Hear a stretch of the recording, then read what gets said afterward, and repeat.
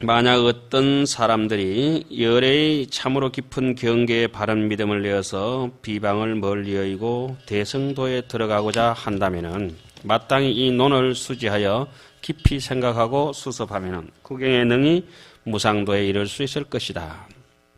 만약 어떤 이가 이 법을 듣고는 겁약한 생각을 내지 않으면 마땅히 알지니 이 사람은 결정코 부처님의 종자를 이어서 반드시 제불의 수기하는 바가 될 것이다. 셋째, 수지하는 복이 수성하다.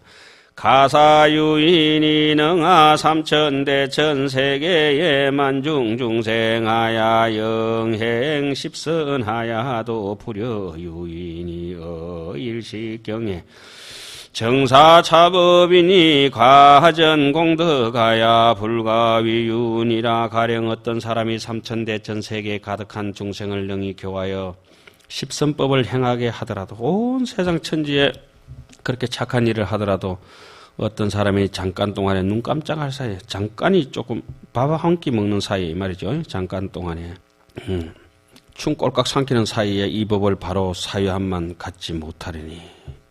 아까는 뭐라고 말씀드렸습니까? 일념생 청정신이라. 한 생각이라도 청정한 마음을 낸다고 한다면 내가 얼마나 위대한 존재인가를 파악하기만 한다면 앞의 공덕보다 수성하여 가히 비교할 수 없는 것이다. 부차 약인이 수지 차론하야 간찰 수행하되 약일일일야 하면 소유 공덕이 무량무변하야 불가득설이니. 가령 시방일체 제불이 가거무량무변 하성직업의 당기 공덕하야도 역불능진이니라 하이고 위법성 공덕이 무유진고로 차인 공덕도 역부여시하야 무유변제니라. 또한 어떤 사람이 이 논을 수지하여 관찰 수행하되 하루낮 하룻밤이라도 제대로 한다면 있는 바 공덕은 무량무변하여 가히 말할 수 없다. 가령 시방의 일체재불이 각기 무량무변의 아성직업의 그 공덕을 찬탄하더라도 또 능히 다할 수 없을 것이다. 하도 말 안 되니까 이렇게까지 말씀해 놓은 거죠. 그 까닭이 어떤가 말하자면 법성의 공덕이 본지풍광의 공덕이 담이 없는 까닭에 사람마다 이렇게 보기도 하고 듣기도 하고 이 말하고 보고 듣는 게 지금 만만하지 않죠. 굉장하죠. 지금 이렇게 보는 게. 이 사람의 공덕도 또한 이와 같아서 끝이 없는 것이다. 넷째, 해방하는 죄가 중하다. 기유 중생이여 차론 중에 해방 불신하면 소액 제보는 경무량급 도록 수대고뇌하리라. 어떤 중생이 이 논 가운데 해방하고 믿지 아니하면은 얻는 바 제보는 무량급이 지나도록 큰 고뇌를 받을 것이다. 급도 주고 뭐 그래 했었죠. 그 법화경도 보면 그 좋은 법화경도 저 뒤에 가면 보현보살 금발품 가면 어떻습니까? 요 법화경을 의심하고 잘 믿지 않는 사람들은 머리를 쪼개가지고 7조각이 내뿐다 그러긴 했죠. 아니 그렇게 예, 두파 작분 7인가요? 7작분이죠. 작 7분인가? 작 7분. 천지 파란경도 그래 나와있죠. 이거 말 안 들으면 머리를 7조각 쪼개뿐다고. 아유, 그렇게 잔인하게 써놨어요. 근데 그것도 이제 해석을 조금 이제 고매하게 해석해야 되죠. 요걸 믿지 않으면 그렇게 만들어버린다고 아니고 그런 사람들은 저절로 머리가 7조각이 날 것이다. 그렇게 아예 눈 딱 감고 믿으라 이런 말씀이죠.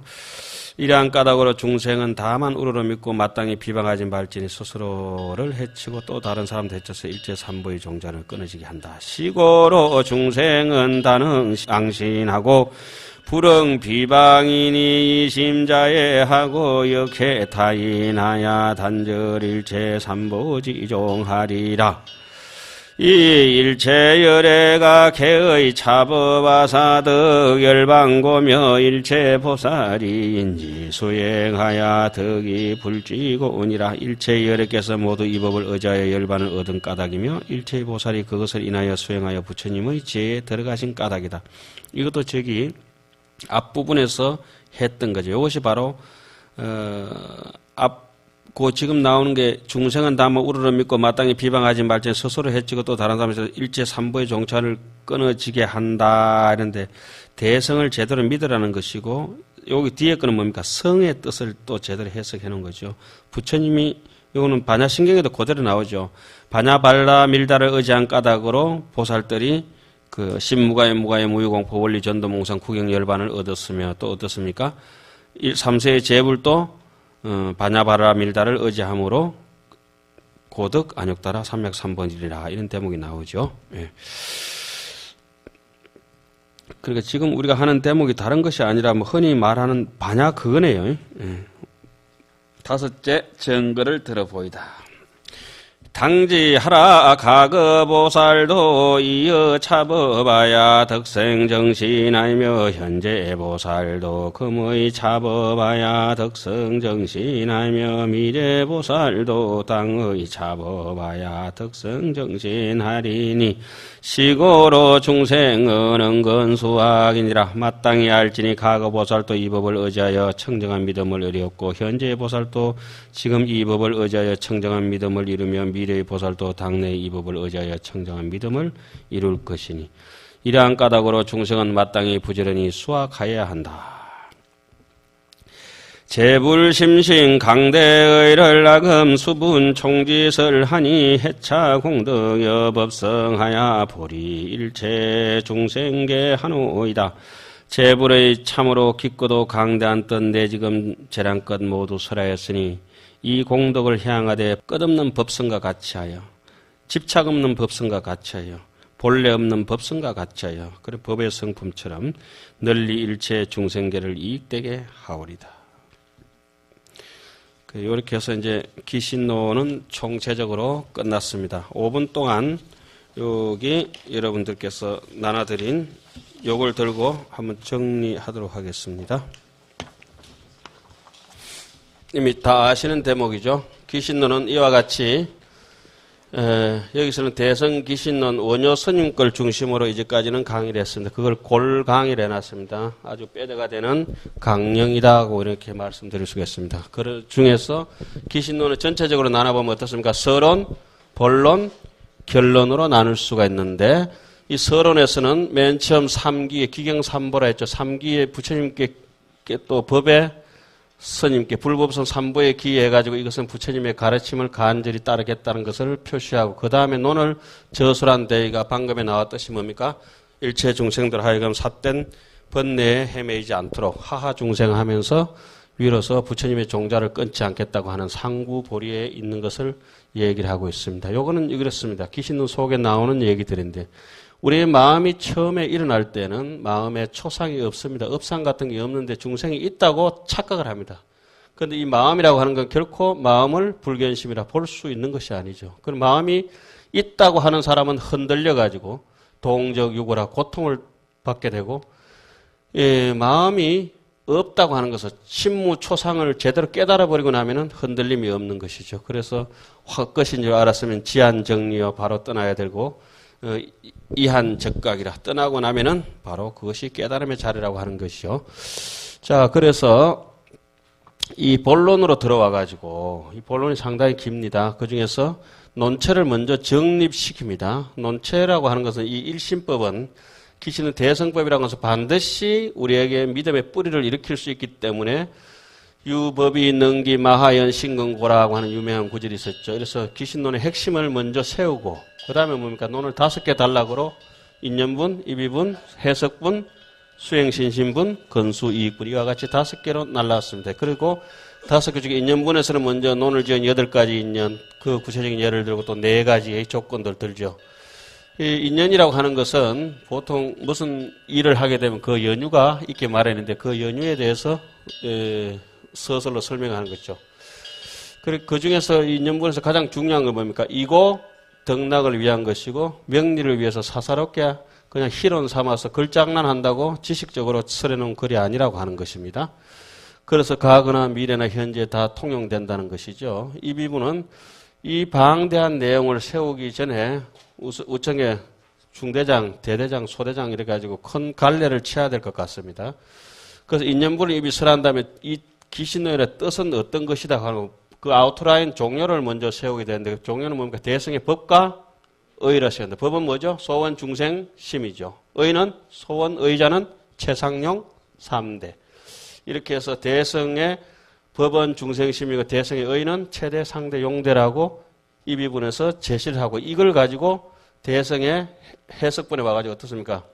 해석본에서는 이 부분에서 간단하게 세운 종료를 자세히 해서 그렇지 않으면은 그 이치를 알기가 어렵기 때문에 간략히 이렇게 써내 놓습니다. 해석본은 법과 의를 가지고 설명을 나중에 자세하게 여기서 하겠는데 해석본은 세 가지로 뭡니까? 현시정의, 대치사집, 분별, 발치도사. 현시정의라고 하는 것은 이 마음의 이치가 어떻게 해서 부처가 중생이 될 수가 없는데 중생이 되는 도리. 중생은 한 번도 생각을 끊어본 적이 없기 때문에 부처가 될 수가 없는데 중생을 부처라고 하는 까닭을 해석본에서 자세히 이제 현시정에서 설명을 하죠. 이 법에 대해서 해석을 할 때는 두 갈래를 합니다. 모든 법이 일어나는 대목을 1차적으로 한번 설하고 또 2차적으로 설명하는데 한 번은 법 심생멸과 생멸인연과 생멸상해 가지고 1차 설법을 끝내고 그리고 2차 설법은 뭡니까? 사종 훈습을 가지고 설명을 했죠.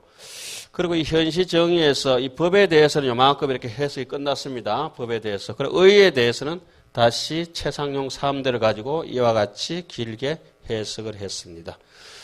그리고 무엇보다도 이 법 중에는 뭐가 있었습니까? 심진여문과 심생멸문 두 가지로 나눠지는데 심진여문은 별로 크게 해석 안 하니까 띄버리고 이 심생멸문은 우리 지금 실제 생활하고 같이 살아가야 되는데 이 중에 심생멸이 요게 이제 요체가 되겠습니다. 기신론에. 이 요체이기 때문에 각각 불각이 있다. 그리고 이 심생멸의 그런 인연이라든지 모양이라든지 심생멸상을 낱낱이 이 세 단락으로 해서 1차 설법에서 가장 요긴하게 설명을 하고 다시 한 번 더 부족한 것을 훈습을 통해서 재차 설법을 하게 되죠. 그 중에서 우리가 여기서 알아차렸던 것은 이 모든 것을 기억하기도 하고 모든 것을 뿜어내기도 하는 제법의 포석과 걷어 땡기기도 하고 출생 뿜어내는 거 보기도 하고 듣기도 하고 이 모든 것이 이목구 했더니 전부 아래아식에 국한되가 있더라. 이게. 이 심생멸이라는 것은 열애장을 의지한 까닭으로 생멸심이 있다. 이게 심생멸하고 생멸심하고 이런 걸 구분 잘 해야 됩니다.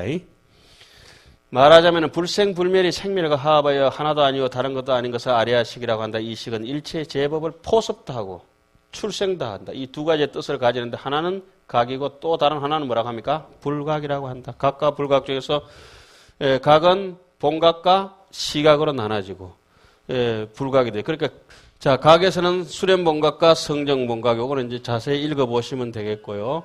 본래 우리가 이 본각이라고 하는 특히 하두를 참고해서 성정, 자성, 청정의 본각이라고 이 자리를 희구하고 돌아가야 되는데 이 수렴본각이라는 것도 마찬가지입니다. 이 지정상이라고 하는 건 사람이 번뇌가 없고 청정하고 본래 그 자리를 차지하면은 그 자리만 알게 된다면은 불가사의한 마음의 대자 대비심이 저절로 일어난다고 하는 것이 이 수렴본각에서 우리가 볼 수가 있었죠.